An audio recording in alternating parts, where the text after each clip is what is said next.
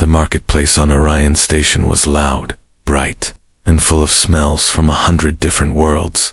Merchants shouted about their goods, selling food, tools, fabrics, and strange alien pets. Crowds moved like rivers, pushing and pulling, never stopping. But in one shadowed corner, away from the bright lights, sat someone no one wanted to notice. Her name was Ravara. She was taller than any human, broader than most alien guards. Her arms were thick, her shoulders wide, her legs built like the pillars that held the station together. Too many. She looked more like a warrior statue than a woman. But her eyes, a deep and soft purple, carried something different, a quiet sadness. No one sat near her. Children stared at her, and then hid behind their parents. Vendors pretended not to see her when she passed. Sometimes she heard whispers, too big, too clumsy, not worth looking at. She had learned to ignore them, or at least to pretend. It was easier to sit in the corner and wait for the day to end. Ravara was not always alone. Once, on her homeworld, she had tried to fit in. She wore clothes that squeezed her body, thinking they would make her look smaller. She worked harder than others, carried heavier loads, did every job without complaint. But still, they called her the unwanted one. Even her own family had stopped inviting her to gatherings. When the trade ships came to her planet, she signed up to work off. Better to be a stranger among strangers than an outcast at home. That was why she was here, on Orion Station, fixing broken cargo containers for small pay. She kept her head down, avoided trouble, and spoke only when needed. Most days were the same, until the human came. His name was Ethan. He was not tall, not wide, not powerful. Compared to her, he looked small, his frame hidden under a simple trader's jacket. He moved through the market with a calm step, carrying a box of supplies. As he passed her corner, he slowed. His eyes met hers, and for a moment, she froze. Most people looked at her with fear, pity, or disgust, but his look was different. He stopped in front of her. "Are you selling anything?" he asked. His voice was friendly, like he was speaking to someone he had known for years. Ravara frowned, unsure if it was a trick. "No," she said sharply. "Go." Most people would have left, but Ethan stayed, shifting the box to one arm. "I don't think you're ugly," he said simply. The words hit her harder than any insult ever had. She blinked, confused. "Why would you say that?" she asked. "Because it's true," he answered, smiling before walking away, leaving her sitting there, heart racing for reasons she couldn't explain. The rest of the day, she kept thinking about that moment. No one had ever told her something like that. Was he joking? Was he mocking her in a strange human way? Or did he mean it? The next day, she came to the market earlier than usual. Part of her told herself it was for work, but deep down, she was looking for the human. Hours passed, and she started to think he wouldn't come. Then, she saw him again, carrying a smaller crate this time. He noticed her instantly and gave a small wave. She didn't wave back. She couldn't. Her hands were frozen in place. As Ethan passed, a group of alien guards walked by. One of them glanced at her and smirked. "Cargo crate legs," he muttered loud enough for others to hear. The other laughed, adding, "Scrap metal hips." A few nearby shoppers chuckled. Ravara clenched her fists, ready to stand and walk away. But Ethan stopped, turning to face the guards. "That's enough," he said, his voice still calm, but carrying a sharp edge. The guards stared at him, surprised.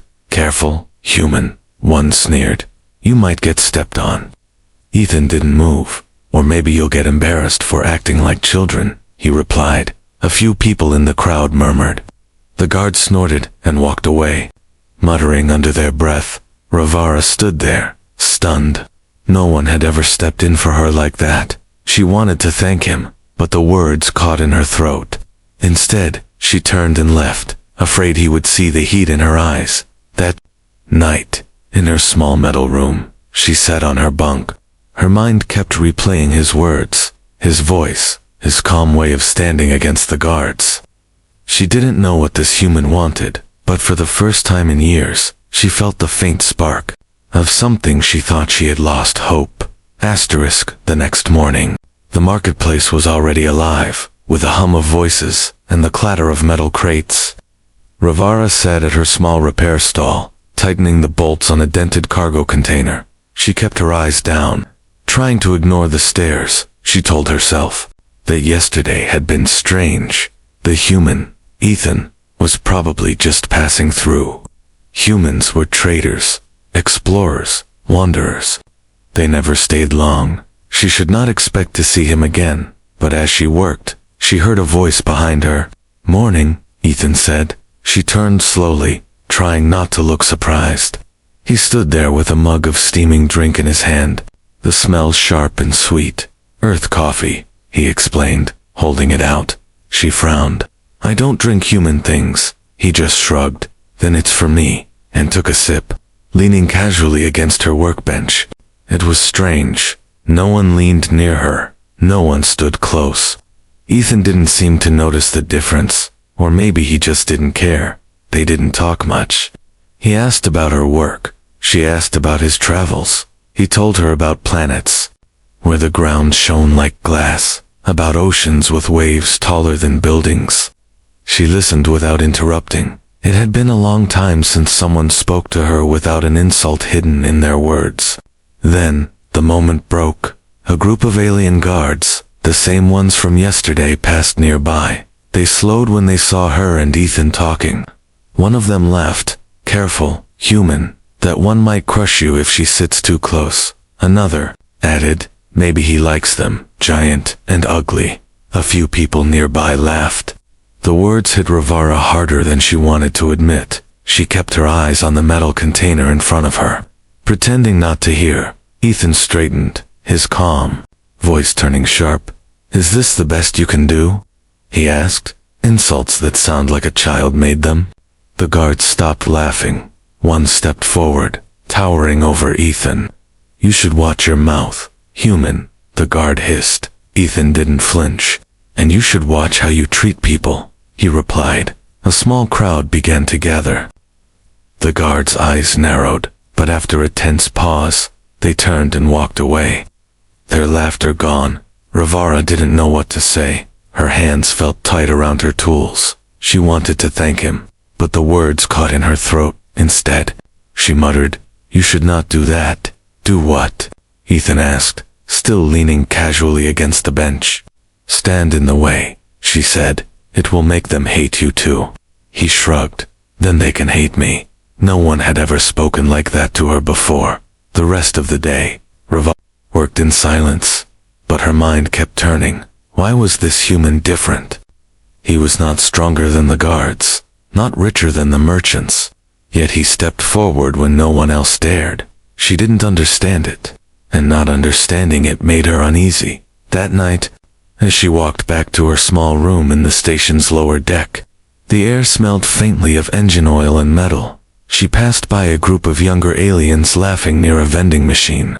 One of them saw her and muttered, "There goes the station's moving wall." Her steps slowed for just a moment. She thought about stopping, about saying something, but she kept walking. It wasn't worth it. The words had followed her all her life. Too big, too unwanted, too strange. She told herself she was used to them, but she wasn't. Not really. The next day, she didn't go straight to the market. She took a longer path, avoiding the busiest corridors. She told herself it was just to avoid the crowd, but deep inside, she knew it was because she didn't want to hear more words like yesterday. Still, when she reached her stall, Ethan was already there. He was sitting on a crate, waiting. "You're late," he said casually. "I was busy," she replied, setting down her tools. "With what?" he asked. "Nothing important," she muttered. Ethan didn't push. Instead, he told her about a shipment he was delivering to the outer colonies. He described alien markets full of glowing crystals, streets where the air shimmered with heat, and the strange foods humans could barely eat. As he spoke, she noticed something. He wasn't telling these stories to impress her. He was simply sharing them, like friends do. The thought startled her. She had not had a friend in years. When the day ended, Ethan stood, adjusting the strap of his bag. "I'll see you tomorrow," he said. Ravara almost told him not to come. She almost told him it was better if they didn't speak. But instead, she found herself saying, "All right," as he walked away. She felt something strange in her chest. Not fear, not sadness, but something warm, something she wasn't sure she deserved. The next few days on Orion Station passed with the same rhythm, merchants shouting prices, cargo drones buzzing overhead, and the smell of cooked spices drifting from food stalls. But for Ravara, something had changed. She found herself listening for a familiar human voice each morning, and almost every time, Ethan would appear, carrying some new item or story from a different corner of the station. He came to her stall, pretending to need repairs on small tools. One day it was a scanner with a loose wire. The next day a hand lamp with a flickering bulb. Ravara knew he could fix these things himself. His hands were steady, and he clearly understood machines. But she said nothing. Part of her liked the excuse he made just to stand there. They began to talk more. Ethan asked about her homeworld. At first, she spoke in short answers, but slowly, the words came easier. She told him about the forests of black stone, where the wind sang through narrow cliffs, about her people's festivals, where music echoed for days, and about how her size had always made her different. Ethan listened without interrupting, his eyes never leaving hers. When she stopped, expecting him to say something polite, he simply said, "I'd like to see that someday." The words sank deep into her. No one had ever said they wanted to see her world before. One afternoon, Ethan arrived with something wrapped in a thin cloth. He set it on her workbench and unwrapped it to reveal a small fruit, round and golden. "This is from Earth," he said, "sweet, but with a sharp taste at the end." She hesitated, looking at it like it might be a trick. "It's just food," he assured, "not poisoned." She took it carefully in her large hands and bit into it. The taste was strange, bright, and warm all at once. She tried to hide her reaction, but Ethan caught the small curve of her lips. "That's almost a smile," he teased. She frowned to cover it, but something in her chest felt lighter. Over the next days, their small conversations became a habit. Ethan told her about planets with oceans made of thick green water, and moons where the ground glowed under your feet. Sometimes he made small jokes, not cruel ones, but gentle, harmless ones. One day, while watching her lift a heavy crate like it was nothing, he said, "Humans have big feet for our size. Maybe we're cousins." The joke was so unexpected. Ravara laughed. It was quick, soft, but real. Ethan froze for a second, then smiled wide. "That," he said, "is the best sound I've heard all week." Ravara felt her cheeks warm, unsure if she should look away or meet his eyes. But not everything was simple. Some of the merchants began to notice how often Ethan came to see her. They whispered when he passed. One alien vendor muttered to another, "The human's wasting his time with the giant." Another said, "Maybe he's desperate." Ravara heard some of it, but she tried to push it away. Still, old wounds were easy to open, and the whispers felt like knives. One evening, when the market was almost closing, Ethan arrived carrying a small portable speaker. He placed it on her workbench, pressed a button, and soft human music began to play. It was slow and steady, with a voice singing words she didn't understand. "What is this?" she asked, tilting her head. "An old song from my home," Ethan said. "It's peaceful." I think Ravara listened quietly. The music felt strange in her chest, like it was brushing against parts of her she had forgotten. When the song ended, she found herself saying, "It's nice." Ethan smiled. "I'll bring more next time." Later that night, in her small metal room, Ravara sat on her bunk with the taste of the fruit still in her memory, the sound of the music still in her ears, and the echo of her own laugh still in her chest. She couldn't understand why this human kept coming back. She wasn't pretty. She wasn't important. She had nothing to offer him. Yet each day he spoke to her like she mattered, and that scared her, because if she let herself believe it, and it turned out to be a lie, the hurt would be worse than anything she'd felt before. The next day, she almost didn't open her stall. She stood in her doorway for a long time, staring down the corridor toward the market, but in the end, she went, and there he was, already waiting. He smiled when he saw her, and for the first time in years, she smiled back, small, quick, and almost hidden. But it was enough for Ethan to notice. The docking bay of Orion Station was never quiet.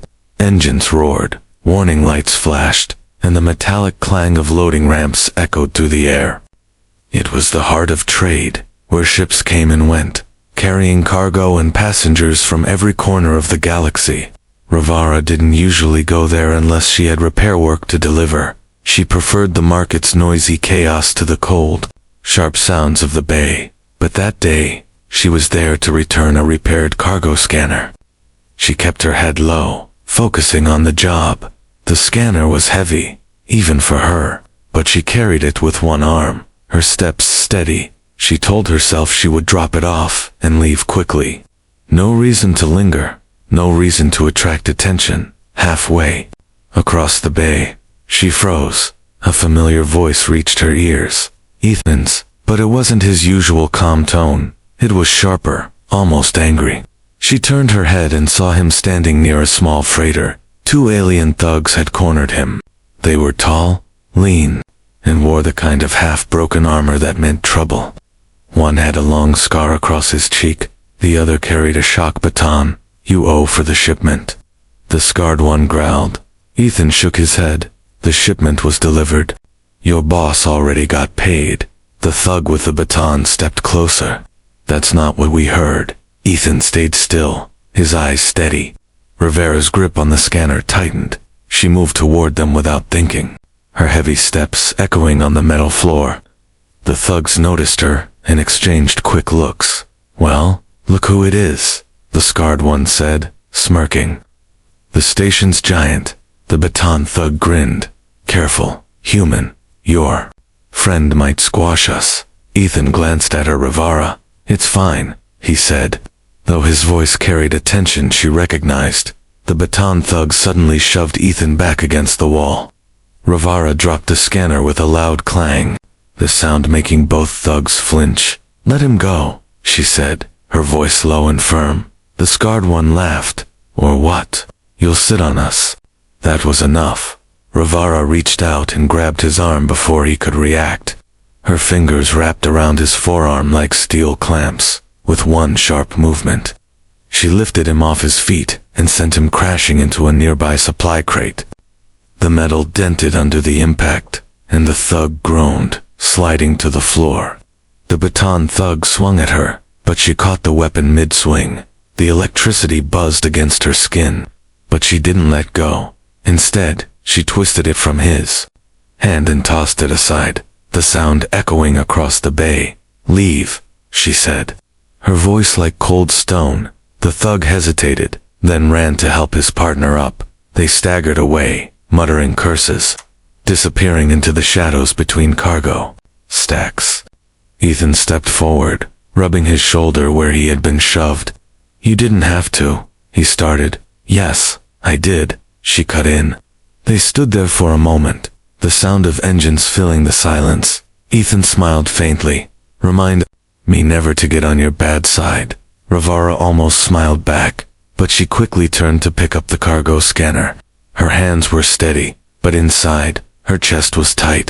As they walked toward the market together, Ethan tried to lighten the mood. "Do you always throw people into crates when they annoy you?" he asked. "Only when they deserve it," she replied. They reached her stall, and she set the scanner down, checking it for damage. Ethan leaned on the workbench, still watching her. "You know," he said slowly, "most people would've just walked away." Rivara didn't meet his eyes. "Most people are not my friend," she said, the word friend feeling strange, but not unwelcome. That night, in her small room, Rivara thought about what happened. The thug's words didn't matter. She had heard worse. But Ethan's look when she stepped in, that stayed in her mind. He didn't look at her with fear or disgust. He looked like he trusted her, like he knew she would protect him. It was a dangerous thought, because trust could break, and she wasn't sure her heart could survive that. Still, the next morning, she found herself arriving early at her stall. She told herself it was just to get work done, but when Ethan appeared with that same easy smile, she realized she was no longer just waiting for the day to end. She was waiting for him. The market was busy that morning. Vendors shouted over one another. The air filled with the smell of roasted spices and engine oil. Ravara sat at her repair stall, working on a broken locking mechanism. Her hands were steady, but her thoughts kept wandering to the docking bay incident. She could still see Ethan standing there, unshaken, even after being shoved. She could still feel the weight of throwing that thug into a crate, and she could still remember the way Ethan had looked at her, like she was someone worth trusting. She didn't see him right away that morning. A small part of her wondered if maybe he had left the station. Humans were wanderers after all. They came and went, like ships, never staying in one port for too long. But just when she had convinced herself not to expect him, she saw him walking through the crowd, and this time, he was carrying something in his hands, wrapped in a cloth. "What is that?" she asked, as he reached her stall. "You'll see," he said. Setting it gently on the workbench, he unwrapped it slowly, revealing a long scarf made of a soft, shimmering fabric. The color was deep purple, the exact shade of her eyes. Ravara froze, staring at it. "It's for you," Ethan said, his voice casual, but his eyes watching her carefully. She frowned slightly. "Why?" "Because it matches," he replied simply, "and because I thought you'd like it." Ravara hesitated, her large hands hovering over the fabric. No one gave her gifts, not in her childhood, not in her years on the station. Her size and presence were things people avoided, not celebrated. Gifts were for friends, for people you cared about, and no one had cared about her in a very long time. She touched the scarf gently, the fabric softer than anything she had worn before. "It's nice," she said quietly. Ethan smiled. "Then wear it, at first." She shook her head. People would stare. They always stared. But Ethan didn't move until she took it from his hands. Slowly, she wrapped it around her neck, the fabric falling against her chest. The color stood out against her dark clothes.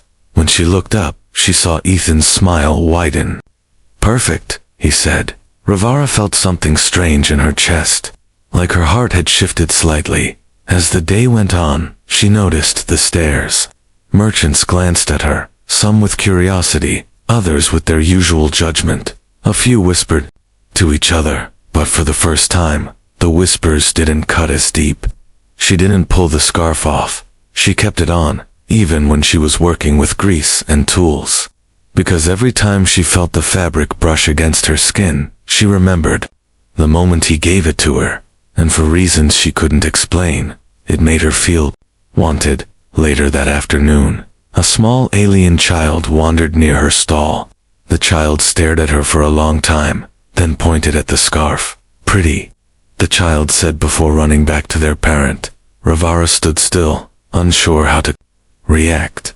It had been years since anyone, especially a child, had called anything about her pretty. When she looked over, she saw Ethan watching her from a nearby stall, pretending to examine a pile of tools, but his eyes flicked toward her with a quiet smile. That evening, as the market began to close, Ethan returned. "You kept it on," he said. "Yes," she replied simply. "I'm glad," he said, adjusting the strap of his bag. They stood there for a moment, neither moving to leave. Finally, Ethan said, "You know, I'm delivering supplies to the outer deck tomorrow. There's a small garden dome there. It's quiet. You might like it." Ravara hesitated. Going anywhere outside her routine meant risking more stares, more whispers, but something in her wanted to see it. She nodded. "All right." That night, in her room, she placed the scarf carefully on her bunk. It was just fabric, But to her, it was more than that. It was proof that someone had looked at her and thought she deserved something beautiful. She sat there for a long time, her fingers running over the soft threads. For the first time in years, she felt a small, fragile hope growing inside her, and though she didn't want to admit it, she knew that hope had a name, Ethan. The next day, the station felt different. Ravara couldn't explain why, but the air seemed heavier. The usual market noise sounded sharper. The stairs felt longer. She tried to ignore it, wrapping her purple scarf around her neck before heading to her stall. It gave her a small comfort, like carrying a piece of Ethan's kindness with her. She expected him to appear, as he always did, but instead, she saw him across the market, surrounded by a group of station residents. They weren't laughing, they weren't smiling, they were speaking in low voices, their faces tight with disapproval. Rivera's stomach twisted as she moved closer. The words became clearer. Humans and beasts don't mix. One voice hissed, "You're making a fool of yourself." Another said, "It's bad enough she takes up space here. Now you're encouraging her." Ethan stood calmly, but his jaw was tight. "I don't care what you think," he said, his voice steady. "She's my friend." One of them scoffed. "Friend? Is that what you're calling it?" "We've seen the way you look at her." Ravara froze in place, the scarf suddenly feeling heavier on her shoulders. They weren't just insulting her. They were blaming him. She could handle insults aimed at herself. She'd lived with them her whole life. But hearing Ethan's name dragged into it cut deeper than she expected. Before she could decide whether to step in, Ethan saw her. The crowd turned, their expressions shifting to a mix of pity and disgust.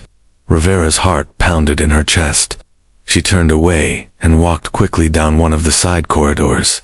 She didn't stop until she reached the cargo docks. The air here was colder, quieter.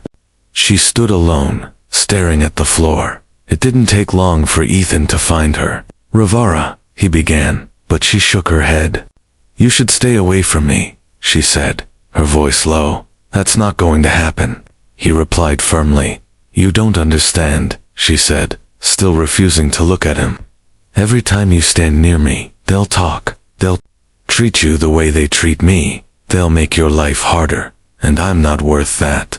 Ethan stepped closer, his voice softer now. "You think I care what they say?" "You should," she said quickly. "I am too big, too unwanted. I have been told this my whole life. People like me don't get friends, don't get anything. If you stay near me, you'll be dragged down too." Her voice cracked on. The last words, it wasn't fear for herself, it was fear for him. For a moment, Ethan didn't speak.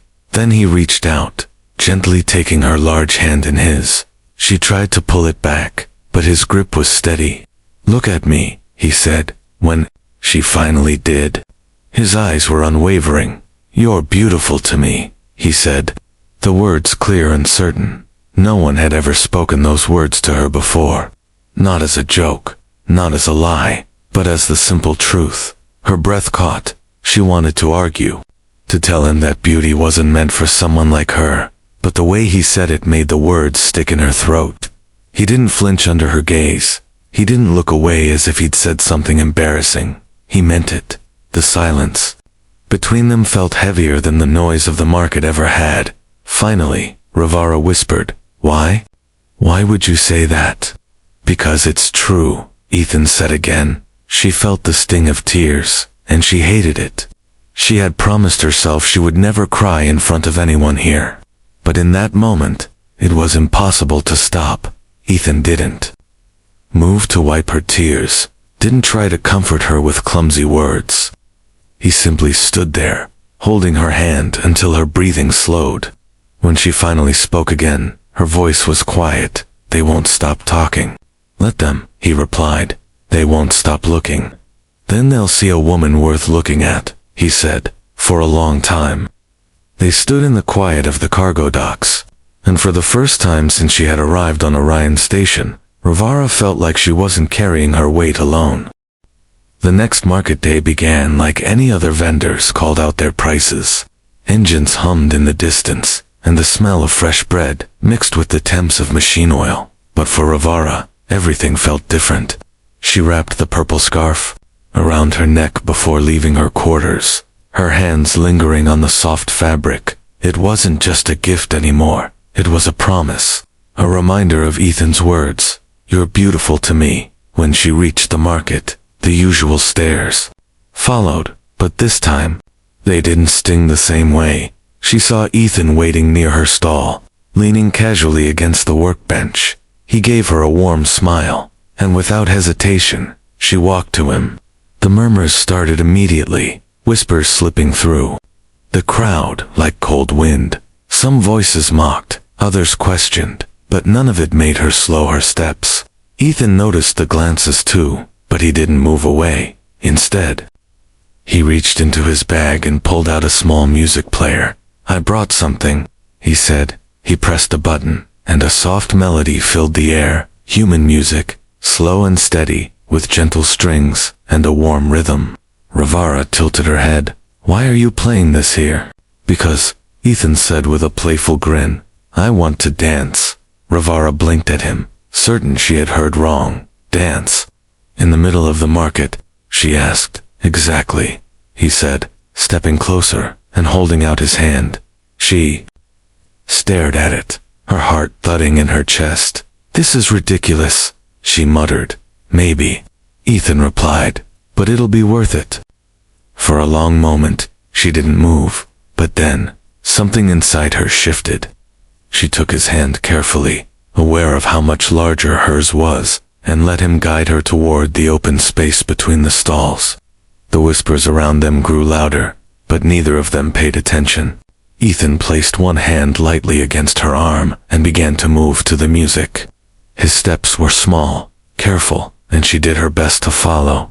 It was awkward at first, her size and strength against his smaller frame, but his smile never faded.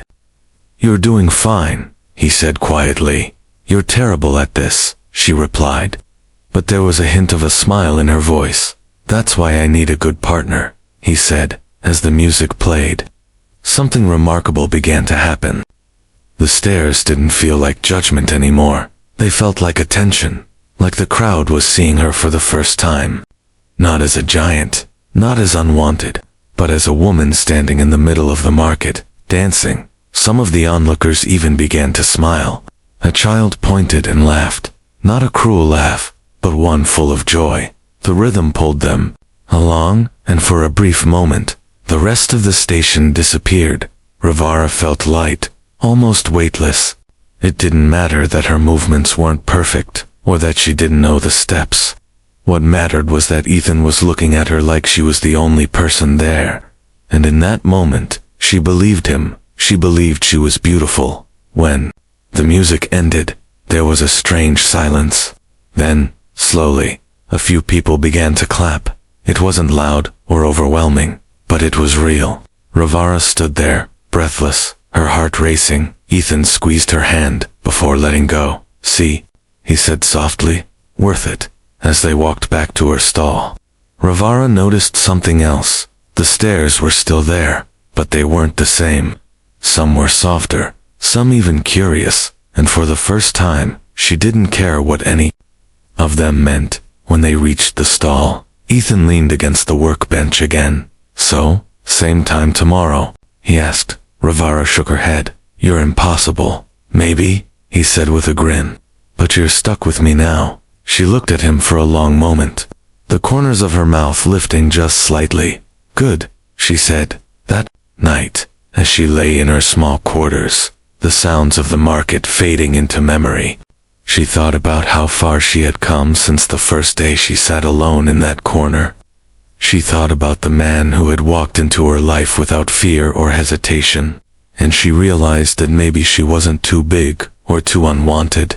After all, maybe she had simply been waiting for the one person who could look at her and see something worth holding on to, and now, she had found him.